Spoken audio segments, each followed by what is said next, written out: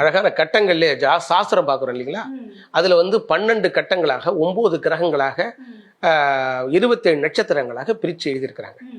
இப்ப சித்தர்கள் என்ன செய்யறாங்கன்னா, இந்தந்த கட்டங்கள்ல இந்தந்த ராசிகள்ல இவங்க இந்த ரேகை அமைப்புல இந்த வயசுல பார்ப்பாங்கன்னு இருக்கும். அப்போ பார்ப்பாங்கன்னா இந்த வயசு 32 வயசுன்னு வச்சுங்களேன், 32லேருந்து ஒரு தலைமுறைங்கிறது 30 ஆண்டு காலம். அப்போ 62 வயசு வரைக்கும் பலன். அதன் பிறகு போனஸ் தான் நீங்க வாழற வாழ்க்கை.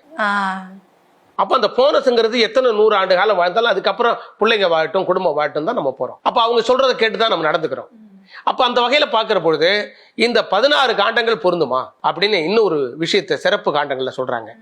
முன்வினை காண்டம்னு ஒண்ணு இருக்கு, அது ஸ்பெஷல் தான். இப்ப 12 இல்லாம 16 காண்டங்கள். 16 காண்டங்கள், அதுல 12 காண்டம் தனியா சொல்லிட்டு சிறப்பு காண்டங்கள் சொல்றாங்க, திசா புத்தி காண்டங்கள். அப்ப அந்த திசா புத்தி ஞான காண்டங்கள், மருத்துவ காண்டங்கள், இப்படி சொல்லிட்டு என்ன சொல்றான், முன்வினால் ஏற்படக்கூடிய வினை, அதுக்கான பரிகாரங்கள் மற்றும் தீட்சை போன்ற மந்திர உபதேசனங்கள், இப்படிங்கெல்லாம் ஒரு சிறப்பு காண்டங்களை சொல்லியிருக்காங்க.